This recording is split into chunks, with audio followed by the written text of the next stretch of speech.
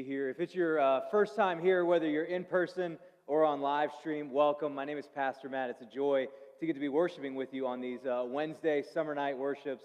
And what I love about it is you guys can text in your questions. So whether you're here or whether you're watching on live stream, text in any questions you have during the message. It's a great opportunity for us to just be in conversation as we start going through this series, Messy Spirituality. And Messy Spirituality is a series we're walking through where we look at some of the people that Jesus interacted with and encountered in the Gospel of Luke, and how those interactions reshape our understanding of what it looks like to be connected to God and even who can be connected to God. And as I was thinking about the story today, we're in Luke chapter 6, I was thinking about my friend Mike. And if you've been here before, I've told you a little bit of Mike's story. Mike is my friend who's a Marine that used to teach Marines to shoot. He's about 6 feet tall, looks like he lifts weights all the time. He's one of the toughest guys you've ever met, and I'll never forget the story of Mike telling me how he first came out to our church in Knoxville. See, we were doing these radio ads on a hard rock radio station, and I just used to tell people, look, come as you are, text in your questions. I don't care if you're wearing jeans, shorts, jorts. Don't Google image jorts. It will be a very offensive web search for you, but the basic idea was just come out. Just try it. And so one day Mike was listening to the radio and he said, okay. So he hops in his pickup truck and he drives out to the mall movie theater. He drives up the 3 levels of the parking garage because we had a big parking garage that went into our movie theater. And then he walks into the movie theater and he sees that welcome table sitting there. He sees the greeters smiling and stuff like that. And he just looks at them and he says, nope, turns around, leaves. Does it 3 weeks in a row. And on the 4th week, he walks up and he sees Les Greeby, 71-year-old Les Greeby, not a Marine Les Greeby, who reaches out and grabs Mike's hand and pulls him in. And from that moment, Mike started coming out to church. And one time I asked Mike, because anybody that's going to drive out to a parking garage 4 different times, drive all the way up to level 3, walk in and then turn around and walk out, there is something standing in the way of going to church. And I was like, why were you so hesitant to come in? I mean, you're a Marine, for crying out loud. And he looked at me, and he started sharing what some of his church experiences had been. See, Mike, being in the Marines, had a couple tattoos. That's just what you do in the Marines, you get a couple tattoos. And he would wear short-sleeve shirts sometimes to church, and people would see his tattoos, and they would automatically give him the cold shoulder. Why? Because that's not what you wear in church, a tattoo. If you have a tattoo, in fact, we wonder if you can even connect with God. That was the idea he got every time he came out. And he was made to feel unwelcome in church. It became this roadblock for him. And it was amazing to me to see what happened in Mike's life when the roadblock was removed and he was just able to connect with God and what God wanted to do in his life. Now see, I understand where Mike's coming from because we tend to make church about a lot of different things. In Mike's case, it was about fashion and what you did wear and what you were supposed to cover up when you came into church. Because sometimes it depends on the church. If you're in a really traditional church, a lot of times what you do is you wear the suit, you tuck the shirt in, right? You put the tie on and you come into church. If you're in what I like to call hipster church, you go the opposite direction. You wear the skinny jeans, the oversized t-shirt, and you wear the stocking cap in summer mode. What's summer mode? It's when it's tipped back a little bit like this. Winter mode, it comes all the way forward. But it's all about the fashion you wear. And then, of course, there's family church, and what you have to wear when you go to family church is a baby on the front and a look on your face like you haven't slept in 3 months. That's family church. But church isn't just about, we don't make it just about what we wear. We make it about the music we listen to. And so what's the style going to be? Are we going to have an organ? Are we going to have a band? Are we going to have no instruments at all? There are some churches where you're not allowed to use any instruments at all. What's the style of music going to be? Is it going to be classical? Is it going to be contemporary? Is it going to be R&B? Is it going to be a gospel? What's the style going to be? And then it's not just even the musical style. It's how will you worship and present yourself during the music? Do you just keep your head in the hymnal? Are you supposed to raise your hands? How high do you raise your hands? Do you go this high? Do you go this high? Is it one hand with the chest tap? And it's not just that. It's what's the preaching style going to be? Is the pastor a topical preacher? Is he going to be more of an expository preacher? Are we going to do series on family values? Or are we going to do series on books of the Bible? How are we going to preach this thing out? And then are you going to be able to text in questions or not? That's coming one day. I think that's going to be a thing. And then the architecture. What kind of church are we going to go to? Is it going to be a church with the big steeple and have the big cross on the front? What kind of artwork are we going to allow to have inside? Are we going to have stained glass windows? Are we going to have artwork hanging down? Are you allowed to have no artwork at all? You know, there were people when we were in Knoxville, we set up in a movie theater every single week. And there were people that were looking at me saying, when are you going to become a church? And I was like, well, for the last 2 years, we have set up every single Sunday in the movie theater. We have been seeing people baptized, and we've been preaching the gospel. I think we're already a church. And they said, no, you have to build the building. Then you're a church. See, we make church about all these different things. But the question that Luke presents with us today is, what should church be about? Now, here's the difficult thing.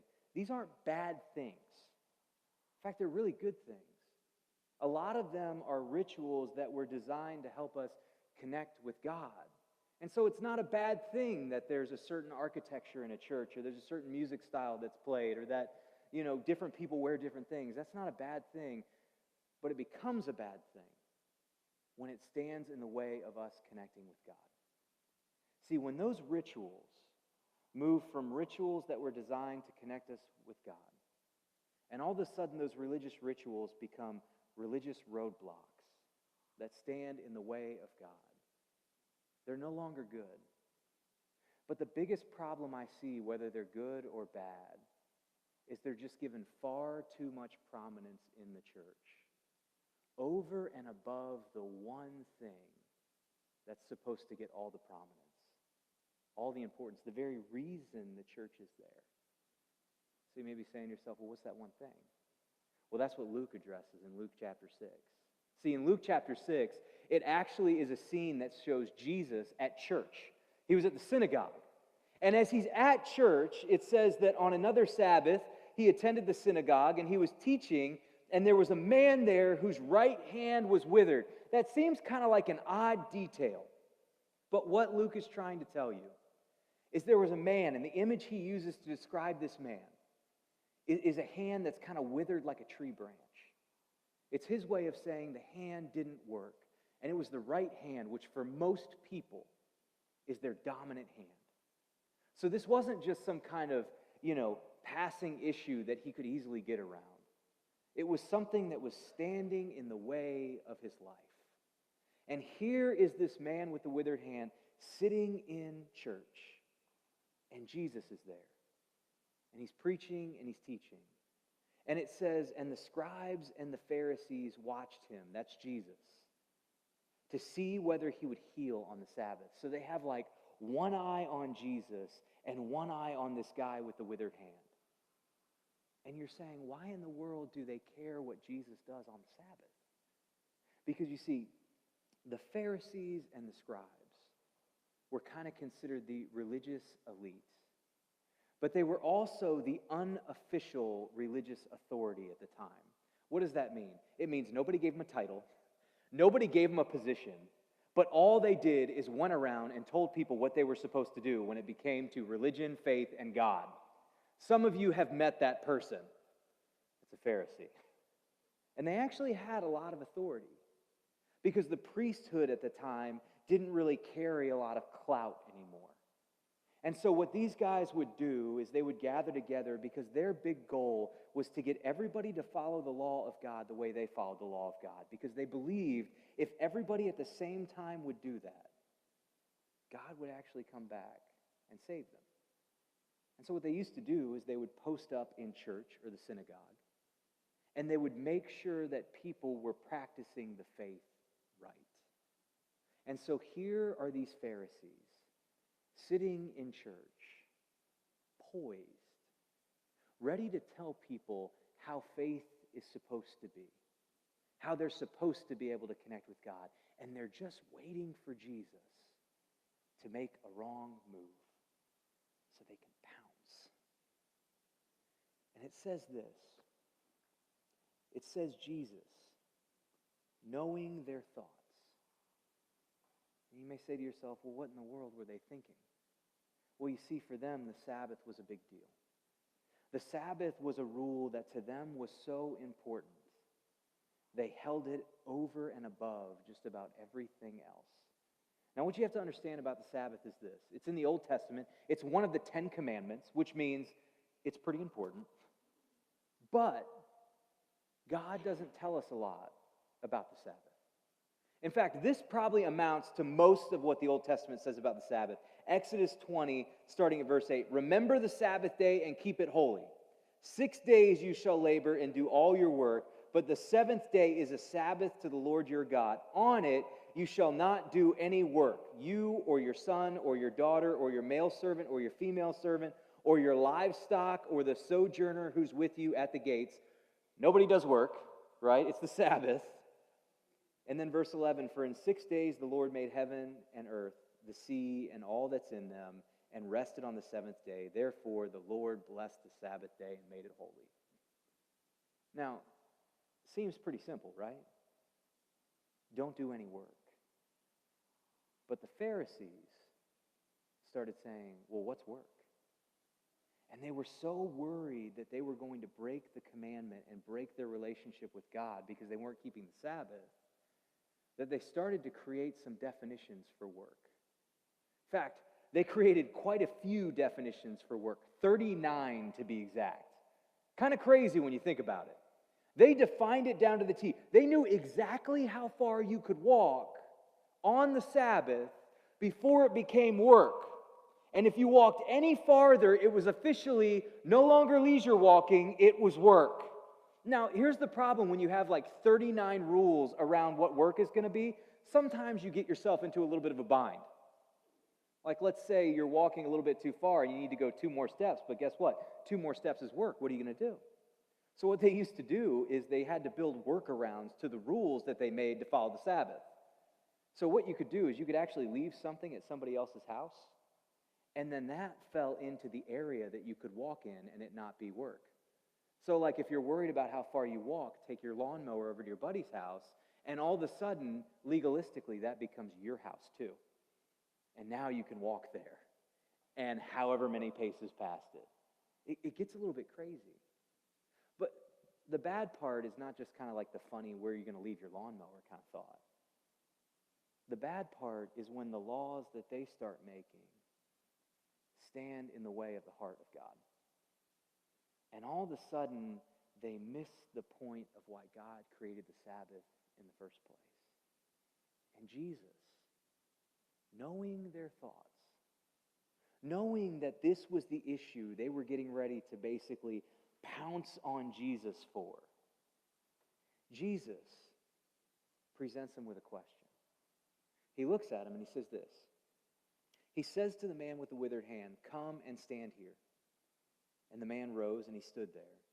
And Jesus said to him and to everybody in the room, I ask you, is it lawful on the Sabbath to do good or to do harm? To save life or to destroy it? And here's everybody sitting in the room thinking about Jesus' question. And the man with the withered hand, who's just hoping that God cares enough to do something about it. And the funny thing about this story is this. Jesus never answers the question. At least he never answers it with words. He just looks at the man with the withered hand. And it says this. After looking around at them all, he said, stretch out your hand. And he did so, and his hand was restored. See, what I love about Jesus is Jesus doesn't let the religious rules stand in the way of pouring mercy and healing into this man's life. Jesus' point was this. If it's all about the religious rules, then you've missed the primary purpose of church. Jesus says the primary purpose of church is to pour the love and the grace and the forgiveness of God into the lives of those who need it most. See, the Pharisees, they were so concerned with the rules that they lost sight of the man who was begging for God to do something. They lost sight of the man who needed God most. But Jesus didn't. See, for Jesus, the first and most important thing about church is to pour the gifts of God into people's lives. It's the gospel. In fact, it's really interesting to me because we're coming up on the 500-year anniversary of the Reformation, which in the Lutheran Church is kind of a big deal, right?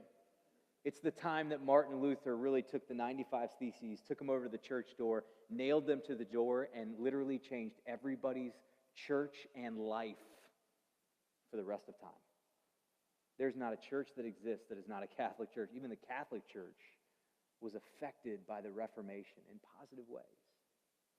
And it was really interesting because when Luther did that, it kind of shook things up quite a bit.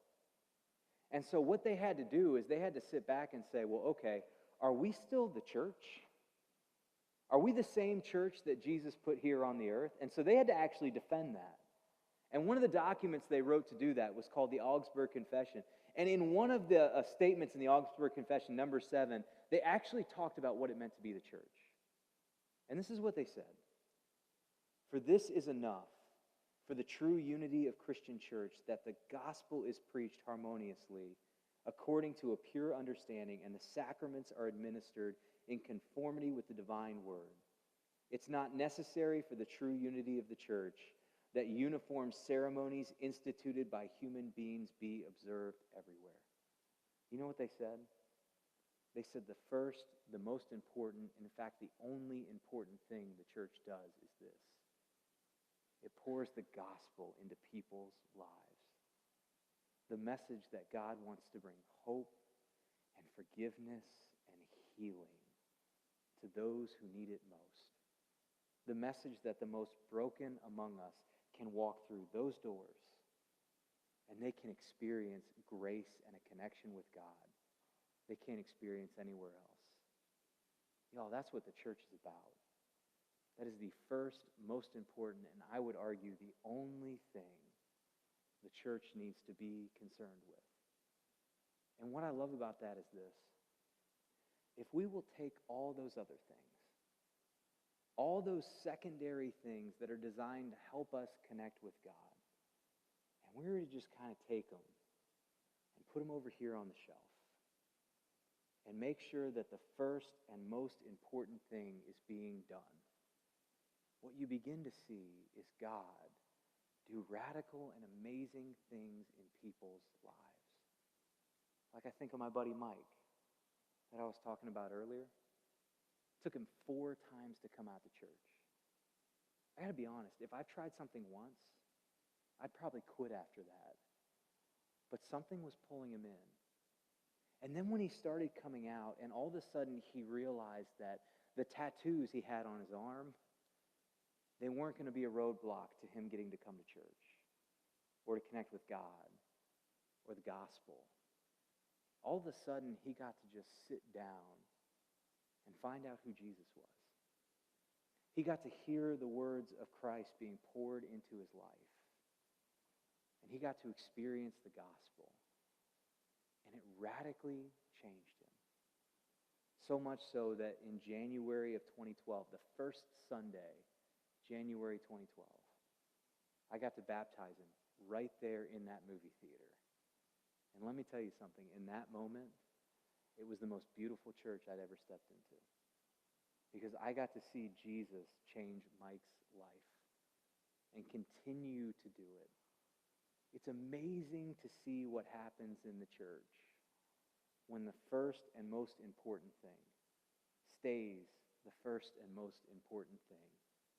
And the church concerns itself with nothing more and nothing less than pouring the gospel into the lives of people who need it most.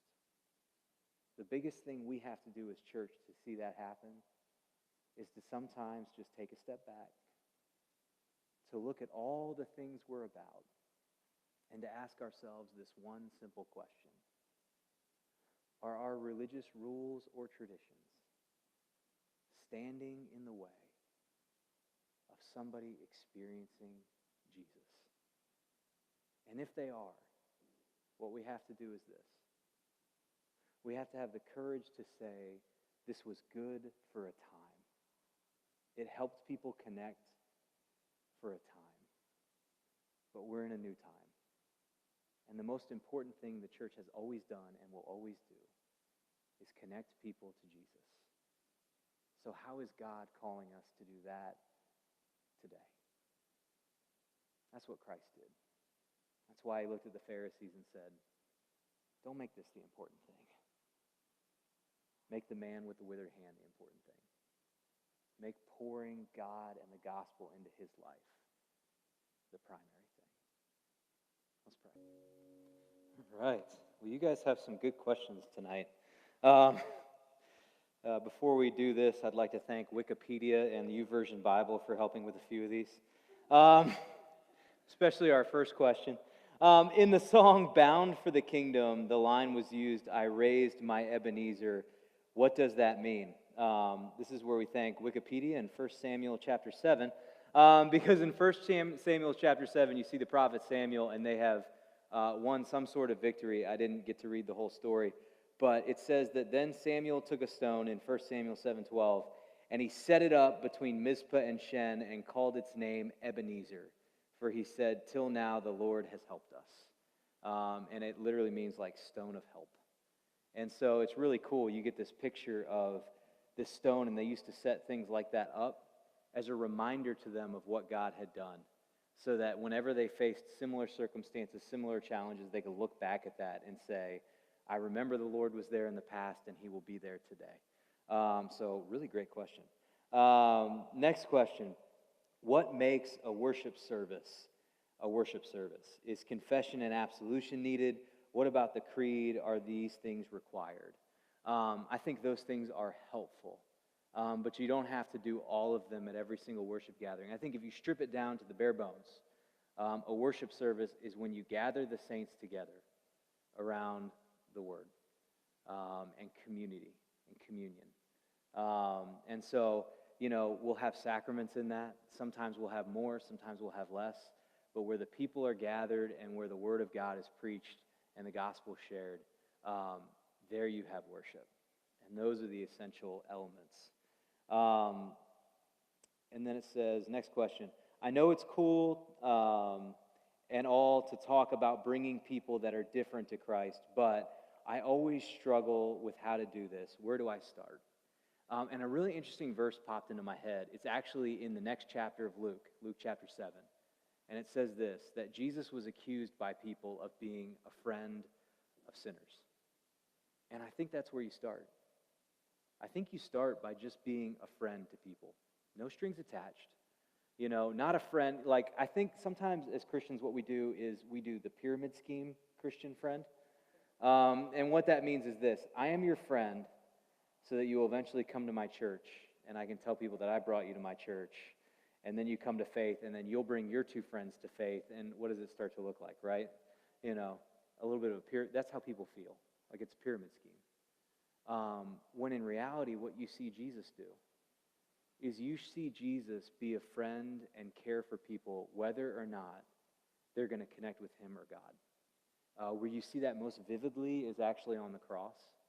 When Jesus looks out at a group of people that are mocking him, they're jeering at him, they're just doing all kinds of awful things. And he says, Father, forgive them, for they know not what they do. Jesus just showed his love for people. And where I think it begins is just love people. Love people where they're at, no strings attached. And when they get to see the gospel in your life, they'll begin to get a picture of what it could be in theirs. And that's where I would start. Last question we've got. I don't know that I have a good answer for this one, but what's a good one-liner for me to use when I encounter modern-day Pharisees at church? Great question. I don't know whether I do like the WWJD bracelet or, I don't know if it is yeah. Somebody's like, yes. I don't know if it is a one-liner. You know what I've learned? Over time, I've learned that, sometimes we're really good. Sometimes we forget that we have to love people where they're at, whether they're in the church or out of the church. And sometimes the difficult thing is to look at somebody that's in the church that should know better and to love them where they're at and to help them along to where they need to be in Christ. What I would say is, be willing to sit down with them, and it probably won't be a one-liner.